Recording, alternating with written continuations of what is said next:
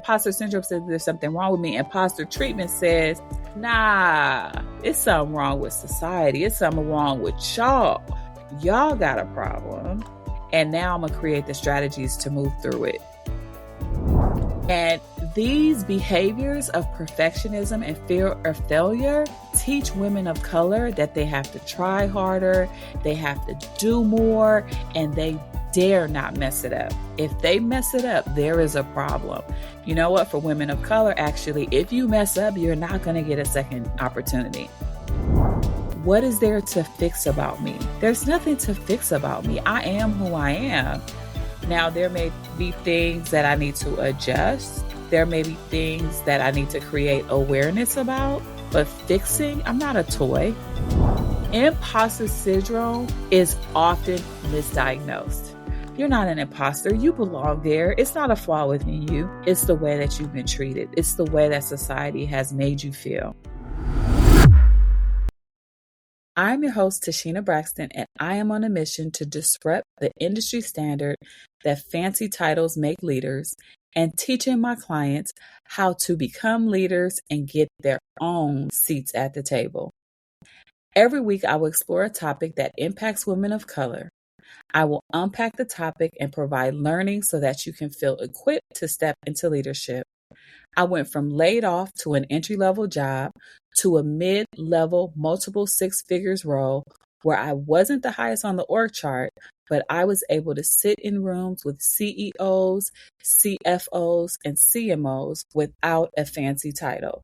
As a mom of 4, a wife, and the eldest daughter of 6, I know what it means to lead in every aspect of your life and to be able to translate that into the workplace. Welcome to the Leadership Beyond the Title podcast. So glad to have you here. Now let's get into it. Hello, hello, hello. Welcome back to the Leadership Beyond the Title podcast. I am so happy to have you back.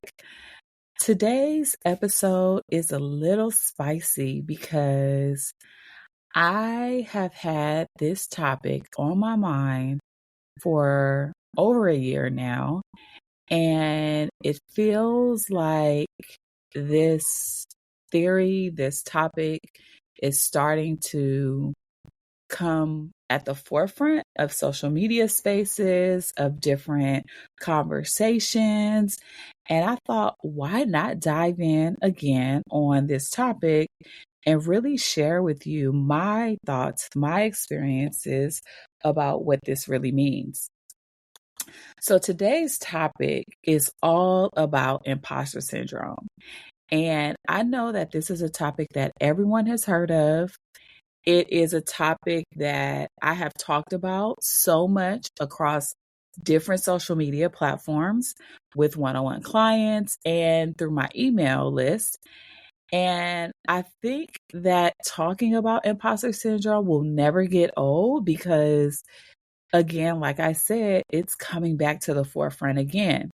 And so I am going to break down what imposter syndrome is, why I don't believe in it, and what you can do instead of believing that you are suffering from imposter syndrome. So just a little background about what imposter syndrome is. It is something that first became a concept or a theory in 1978. And at that time, it was called imposter phenomenon because, hey guys, it is a phenomenon. And it was a condition where people believe that they are not worthy of success and have a persistent belief that they lack intelligence, they lack skills, or they lack competence.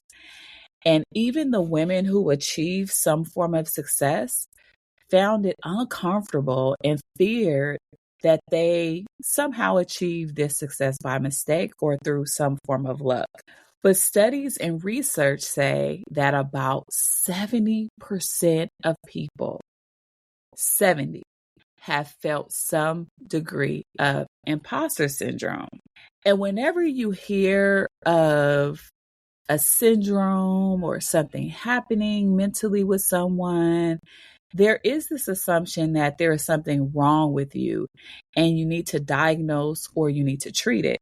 It implies that there is a defect or there is an illness, that something is wrong with us and there is something that needs to be examined. And we start to think, how can I fix this person? How can I make them better? How can I make myself better? We start having question marks in our head. What's wrong with me? How did I get like this? How can I change this? Again, how can I fix this? That is why I believe that imposter syndrome is not real.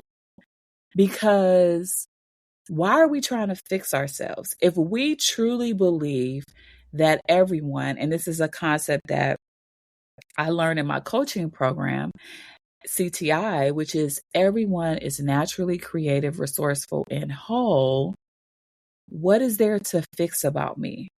There's nothing to fix about me. I am who I am. Now, there may be things that I need to adjust. There may be things that I need to create awareness about. But fixing, I'm not a toy. I'm not something you put together and pull apart. And so that's why I rephrase imposter syndrome as imposter treatment. Now, imposter treatment is how you're treated based on some physical characteristic that you cannot change. So, you know that I'm a Black woman. I cannot change that I am a Black woman. It is what it is. And so because of that physical characteristic, you start to experience things like microaggressions. You may be excluded, and there's a behavior towards you that excludes you from something. Or you may have discrimination that you're up against, or even racist behaviors, all because of your physical characteristic. And physical can also be how I choose my partners. It could be a ability issue where I have some level of an ability that isn't quite as the same as other people. For instance, I wear glasses. Okay, y'all, if I take these glasses off, I cannot see.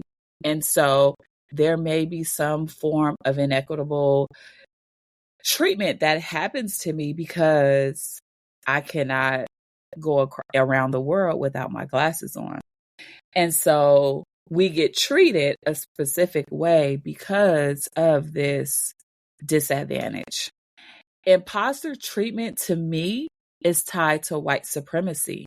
Why? Because when you look at some of the characteristics of white supremacy, you get behaviors like perfectionism and the fear of failure, which is the same type of things that we talk about when we talk about imposter syndrome. We talk about how you have to be perfect, you have to get it right, everything has to be buttoned up, everything has to be on point. And then we start to fear that if it's not, we're gonna fail. And we don't view failure as an opportunity to learn. We don't view failure as an opportunity to explore or to learn something different or to experiment. We assume that we are the problem.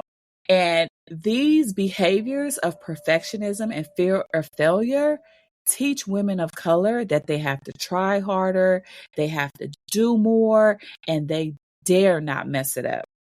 If they mess it up, there is a problem. You know what? For women of color, actually, if you mess up, you're not going to get a second opportunity.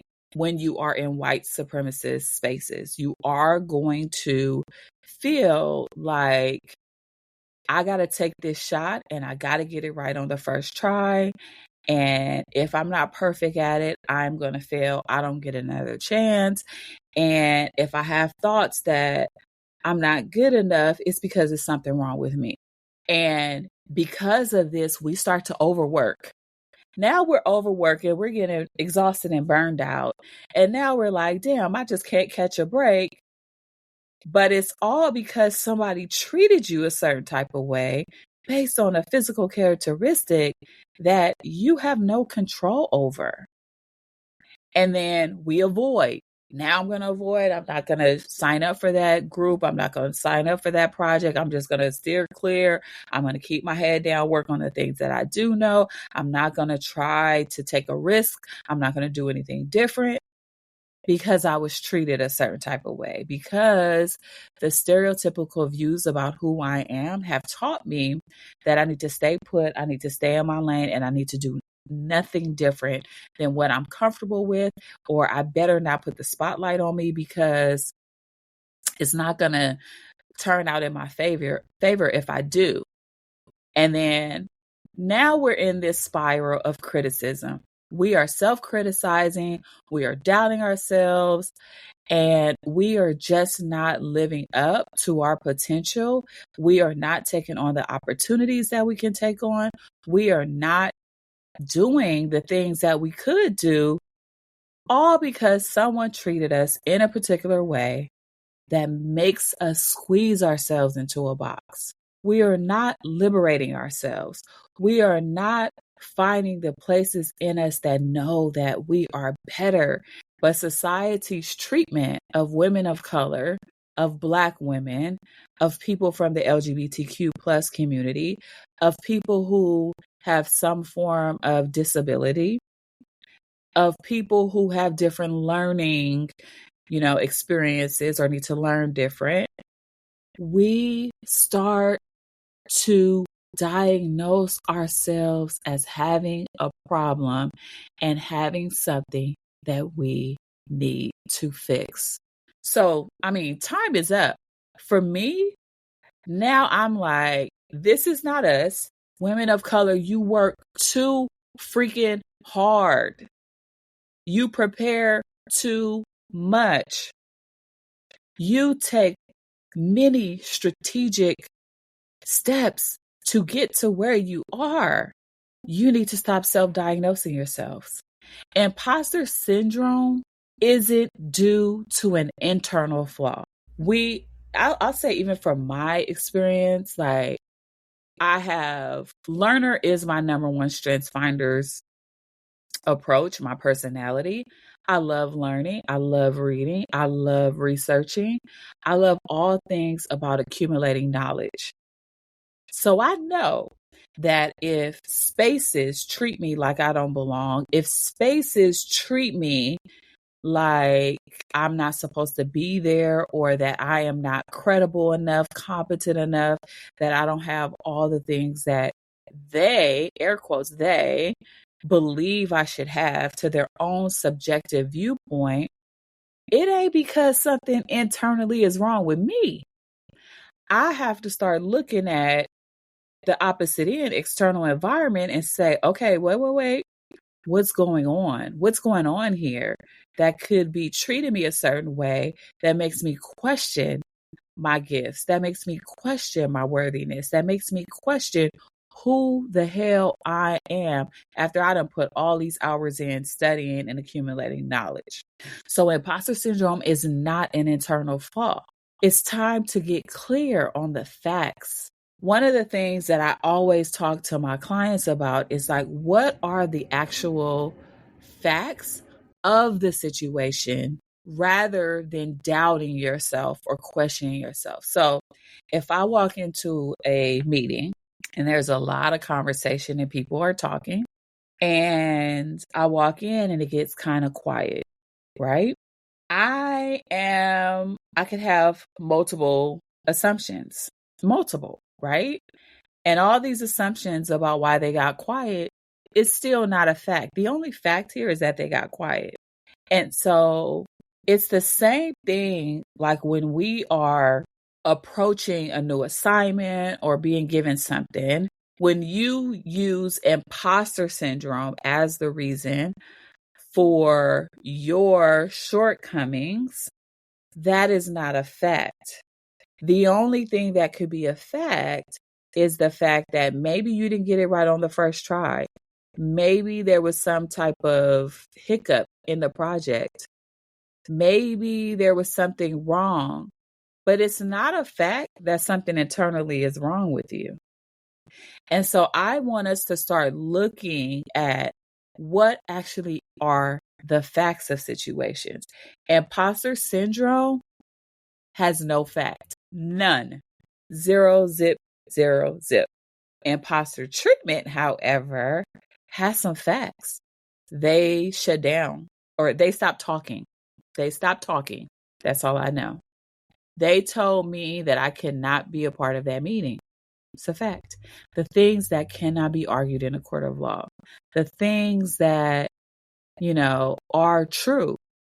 Now, if I operate off of imposter syndrome where there's no facts, I'm going to be spinning and spinning and spinning, never really knowing what the true problem is. I'm always going to be looking at myself, trying to figure my shit out and trying to fix myself and trying to I'll just be questioning myself all the time about who I am, whose I am, and what I am capable of doing, all because somebody treated or somebody told me that imposter syndrome was a thing. Nah, we're not doing that no more. We're not blaming imposter syndrome. Imposter syndrome is all about me. And newsflash, the society treats us way too exclusionary to keep blaming ourselves for their shit. Facts. That's it. And it's choosing different actions or different beliefs will be the thing that helps us move forward. So it's shifting our response to situations and reaffirming our capabilities and our strengths as women of color. Once we shift from imposter syndrome, something wrong with me, to imposter syndrome, imposter treatment, it's society that needs to deal with their shit. We get more power.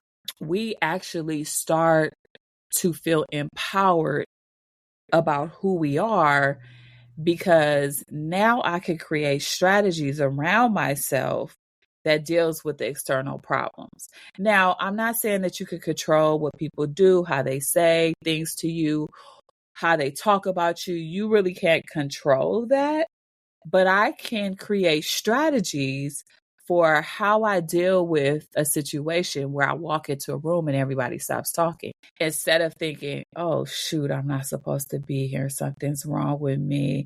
Maybe they don't want me here.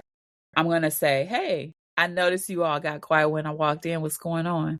Because now I'm holding the mirror to them and to their shit. So now they have to kind of look at themselves and say, yeah, why did we stop talking? That was rude. Or is there actual problem here? Or did we just are we feeling some type of way?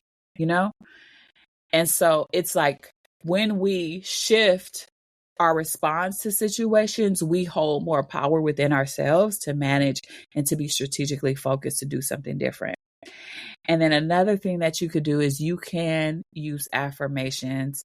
And, it's not just affirmations, but it's also different thought patterns and different ways that you can think about things in order to reaffirm or reinforce what you truly believe about yourself. I don't know anyone who goes to school, who gets, multiple degrees or education experiences, or who is moving up the ladder, and then all of a sudden think they didn't do enough, unless society is telling you didn't do enough. But then even then, if we stay in that, we believe it, and we are having these beliefs of not enough, not good enough, rather than, oh, it's this environment that's the problem. It's this environment that needs to change, or I need to shift out of this environment. Recently, I was listening to a book all about rejection, and the author is Nona Jones, I believe her name is. And she was talking about in her book, The Gift of Rejection, how she climbed up the ladder in the organization. She was a successor. And then all of a sudden she started, once she got the role, which is at the highest level in the organization, the people who were her friends stopped being her friends. They started treating her a certain type of way. She started getting rejected left and right.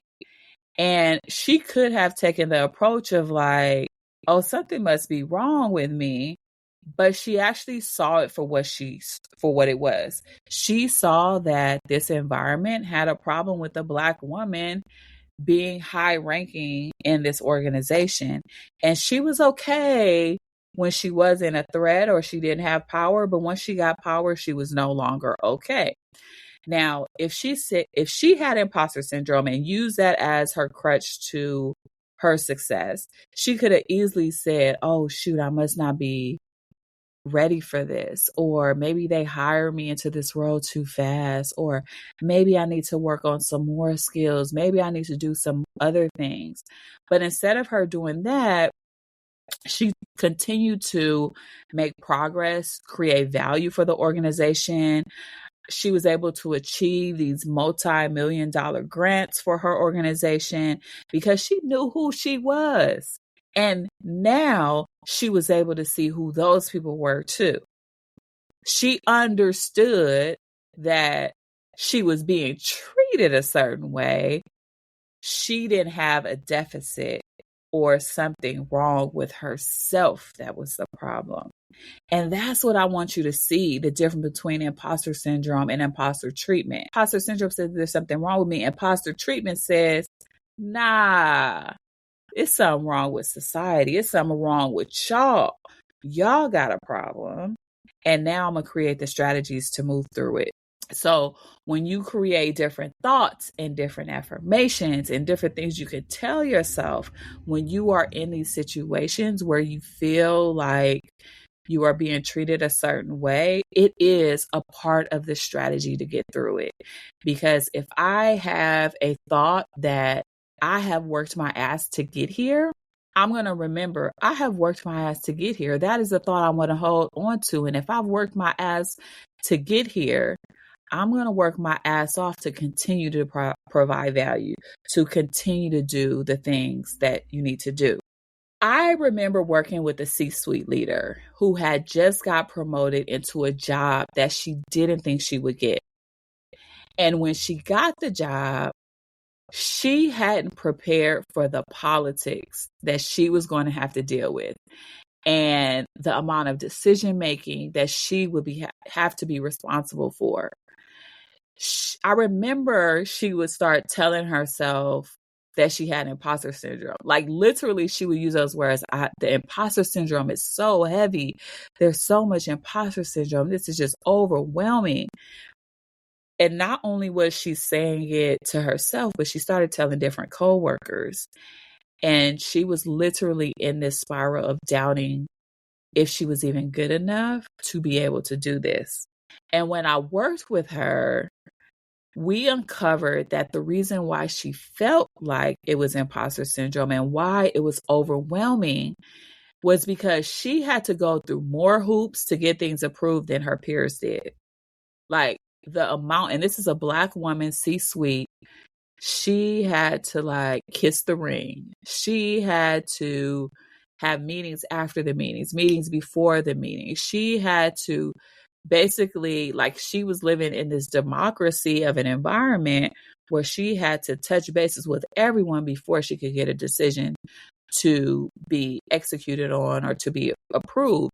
And now what's odd about that is like homegirl got promoted and got put into this job because she's badass and she has so much to offer. Her ideas are brilliant and she has the skills and qualifications, but the way people treated her made her feel that wasn't true. She literally had to be so flawless in how she executed on things and executed on her work, and had to be clear, kind of like tell people what she was doing every step of the way. Like there wasn't anything that she could just do on her own. She had to be like, this is what I'm doing. And then this is like the gift and curse of making work transparent, is that when you are making work transparent, as a woman of color, it can feel like you're asking for permission or you're trying to calm the nerves of everybody else so that you don't have these attacks. I remember being in an environment like this where it was like, TaSheena, we don't know what you're doing. You're just doing work. Like, we see the outset of it and we see what happens at the end, but we would love to know exactly what you're doing and the steps. And, then it started to be this umbrella or this like smoke screen of like, because we want to learn from you. Y'all, you don't want to learn from me. You just want to follow every single thing that I do so that it can make you feel better. And so I had to learn how to be transparent without feeling like I was being watched or micromanaged.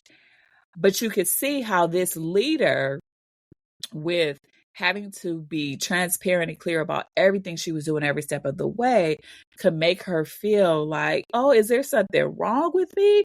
Do they not believe and trust that I am thinking in the best interest of everyone and I'm going to make sure that it works? That's something that happened. And what stood out about this whole situation is that her peers did not have the same amount of pressure. Like, they could come in, chest poked out, walking down the hall, do what they do. And it's like, who's going to check me? That's the confidence and the privilege that they had around the office. When we continue to work with each other, she realized that the way society treats women of color leaders is what was making her feel like she wasn't good enough and didn't belong in the role. And as we unpacked this, it helped her turn her focus from herself and what she needed to fix to the external environment and the strategy that she needed to create around her so that she didn't let the pressure break her down, but it allowed her to always go through it and achieve what she needed to do. The problem with imposter syndrome is that it further perpetuates the lies about women being unqualified or not good enough for jobs or roles or careers, or to even live the life that they want to live or the life that they want to lead. Imposter syndrome, like, just think about it. Like, if you have imposter syndrome, you're perpetuating how society thinks of you. So you start telling people like, oh, I think I got imposter syndrome. I don't know if I could do this. There's somebody in the corner like, see, I told you she wasn't going to last. I told you she wasn't going to be able to do it. And this is where imposter syndrome and self-esteem starts to be linked. Because if you believe you have imposter syndrome, you don't feel like you belong. And therefore, your self-esteem is impacted. And then vice versa. If you have low self-esteem, you can easily blame imposter syndrome. And so that could really be a self-limiting belief. It can be the thing that gets in your way from moving forward. And so when we, as women and women of color, begin to see imposter syndrome for what it actually is, which is imposter treatment. It is imposter treatment, okay? We will stop blaming ourselves for being in environments that don't want us to be there in the first place. We'll stop blaming ourselves. Again, we work too freaking hard to be thinking that we have a defect, that we have some type of syndrome, that something is wrong with our brains. Like, we need to stop doing that. And we will start walking into jobs. We'll know we're supposed to be there. I mean, if you really think about it, you probably work harder than most people around you do. You probably have more degrees and credentials than most other people in your group or on your team. Why should you feel like you are not capable? Tell me, why should you feel that way? And it's unfair to God for you to downsize what He has done for you in your life. If you have a seat at the table, it is because you are supposed to be there. God does not make any mistakes. You are supposed to be there. Again, if I go back to this book that I've been reading, The Gift of Rejection by Nona Jones, she talks about how the gift in that experience is like God wanted her to be in that position, and he wanted it for her learning, for her benefit, and for others. But when she decided to step away, it made her so much more powerful, where people was coming to her out the blue like, hey, you come work for my organization, because she was just that freaking good. She was working hard. She believed in herself. She saw people for what they were. And then the next step, she knew exactly what she wanted and what she did not want in her next job. And so if you are in a job right now, if you are leading a project, if you are doing something that you know you are supposed to do, it is not a mistake. With God, no one can give it to you, and no one can take it away from you. And so here's what I want you to walk away with. Imposter syndrome is often misdiagnosed. It's not a flaw within you. You were not the reason for some level of feeling like you don't belong, some level of imposter.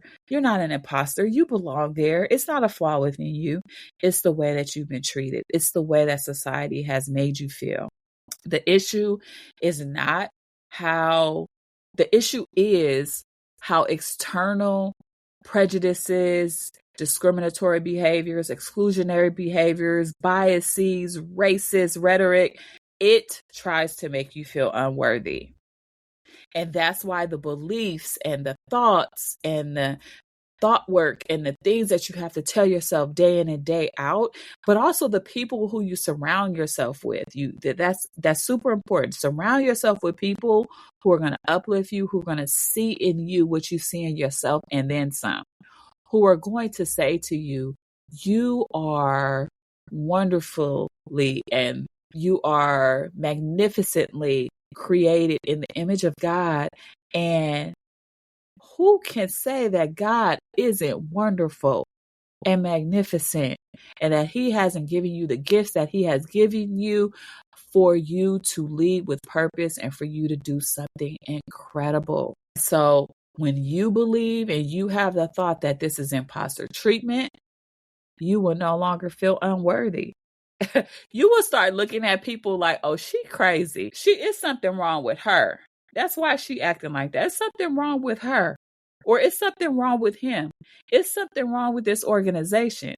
It's something wrong with this team. It's something wrong about how people believe they are supposed to manage and micromanage me, not because there's something wrong with me.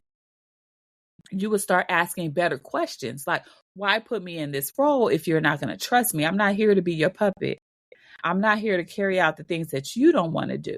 I'm not here to be your, what do I want to say? I'm not here to be the person that has all the ideas for you to steal. You will stop feeling like you're unworthy when you realize that this is imposter treatment, because you are going to be equipped and empowered with the strategy of how to get through this. And so you reclaim your worth by redefining the experience as imposter treatment. You reclaim your worth. When it's imposter treatment, you reclaim your worth. You take it back. You say, I am worthy. I am worthy. I am worthy. I can do this. And then continue to build the beliefs that affirm your value, your skills, and your rightful place to have a seat at the table or any space that you choose to occupy. Again, this is not because you have imposter syndrome. This is not because there is something wrong with you. And so today we're going to stop self-diagnosing ourselves. We are going to stop making it seem like we have some form of condition that needs to be fixed or needs to be treated. Nah, today is the last day we say this is imposter syndrome, and we are going to reframe our beliefs and say it's imposter treatment. I hope this was helpful for you. Please share this episode. I know it's a little spicy. It's a little bit, I got to think about this. I hope you do think about it, because as women of color, today is the last day that we push ourselves back and put ourselves behind the scene. And then really, really, really, we are going to call it for what it is. We live in a racist, capitalist, sexist environment or world and society. And it makes women of color and women feel like they're not worthy and they do not belong, and then try to say, oh, that must be imposter syndrome. Nah, it's imposter treatment. You're treating me a certain way. You want to treat me a certain way. You want to exclude me, but not today. It's not happening anymore. All right, y'all. See you next week. Bye. Thank you so much for tuning in to the Leadership Beyond the Title podcast. If you enjoyed this episode, hit like, follow, and leave a comment. Share with your friends, family members, and other women of color leaders. Inside my one-on-one leadership coaching program, I will help you become the leader that you want to be with work-life integration and peace. By tapping into networks, growing your visibility and confidence, you will go from untapped, unseen, and underrepresented to attracting opportunities to take your career and your life to the next level.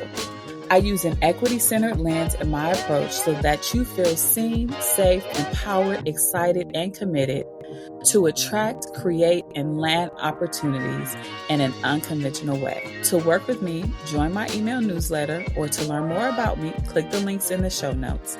Thank you for listening, and I look forward to being your coach. See you next week.